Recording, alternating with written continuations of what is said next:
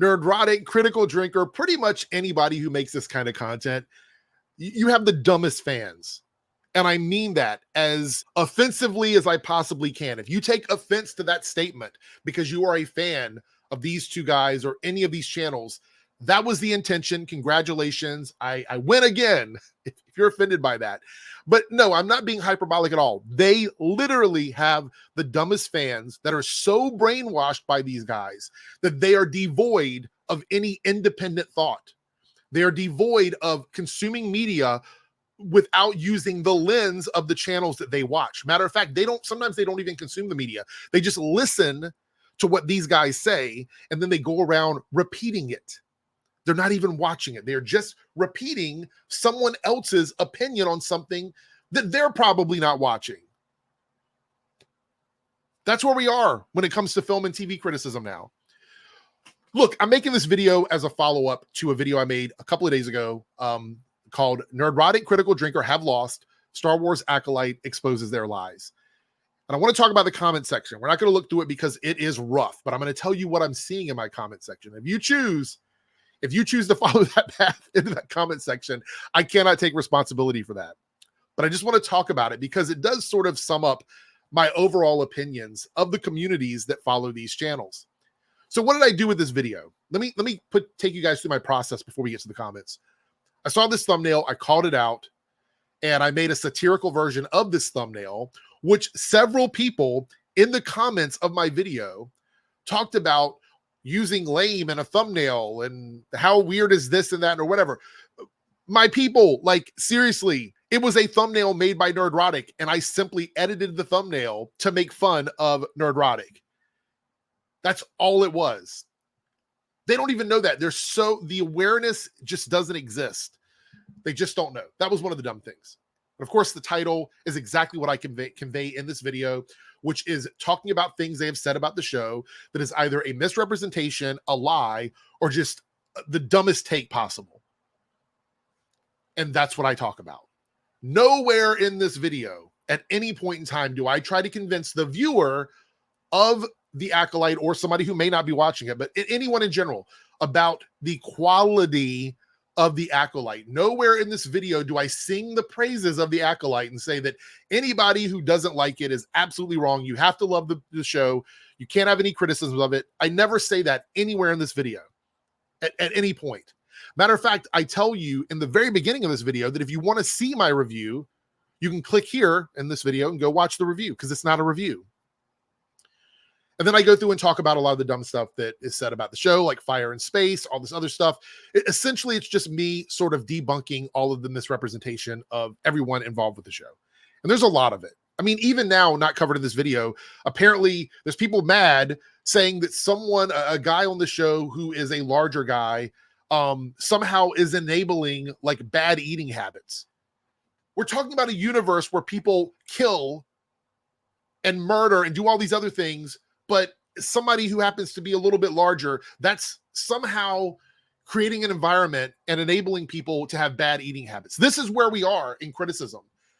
And the issue is me saying that, some of you will get that. Some of you will hear that and go, that's ridiculous.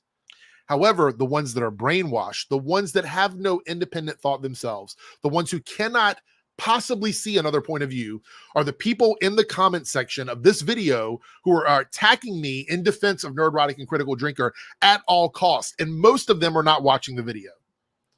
The comments that I'm seeing do not actually address any of the stuff that I say in the video, which tells me that a large chunk of like the 400 comments, I guess like 400, out of the 400 comments, a large chunk of them did not watch the video, which means they literally clicked on it because they knew that I was saying something negative about Nerdrotic and Critical Drinker, and they decided to leave a dumb comment about it. That is what they did. They don't address any of my claims in the video. And then when I respond, asking them to address the claims, there's no response. It's crickets. So some of the dumb stuff I've heard is, oh, your channel is small. Yeah, congratulations. I've only had the channel a little over a year now. It's like a year and like 5 months or something that I've had the channel. Yeah, it's a smaller channel.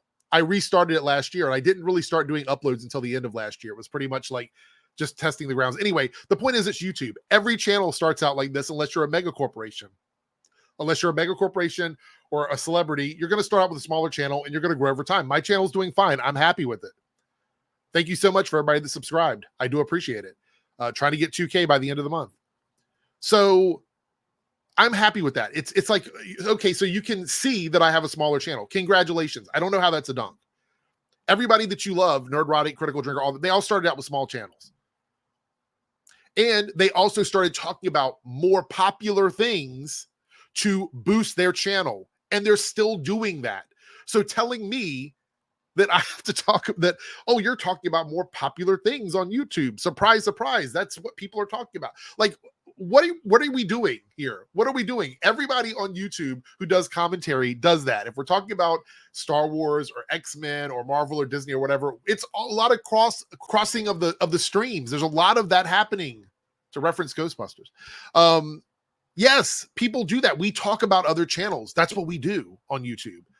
It's like this cope session. You didn't even watch my video, which in itself is a victory for me. If you're coming onto my video and you don't want to hear what I have to say about any of this stuff, but you're still leaving a comment under my video, that is a victory for me, because it really does truly expose just how dumb the fan base, just how brainwashed the fan base of Nerdrotic and Critical Drinker are. It's wild. It is absolutely wild. I see people commenting about how I look, about my age, even though literally Gary is older than I am, I believe, at least the same age as me, but somehow my age is an issue and his isn't. It's such a weird situation. This whole thing is so strange. I personally feel like film criticism in general on the internet, like people that actually care about movies, because that was another thing I heard is, oh, Critical Drinker is a critic and that's why he does this. No, he's not. He makes the same video every month or so about how movies are dying, how TV shows are dying, how gaming is dying. He cites the same examples. He regurgitates the same script. He just adds in whatever the most recent movie is. It's the same stuff. It's the same stuff. You guys are being bombarded with all of this brain rot, and it has literally brainwashed you to the point where you cannot properly consume and digest media. They have destroyed that for you. And I feel sorry for some of you, because I do believe some of the people that are in this community probably didn't realize that. They sort of just got swept up in the grift. But there's a lot of you that have been complicit to it. You know that you have been brainwashed. You know that you have been tricked by these channels, and you continue to watch them. Shout out to the people that broke away. Shout out to all the people who stopped watching and realized what these guys were doing and the kind of content they were making. All of them, like, you guys are the MVPs breaking out of that and getting away from it. But again, just complete cognitive dissonance from these guys. My video was not about people that don't like the Acolyte in general.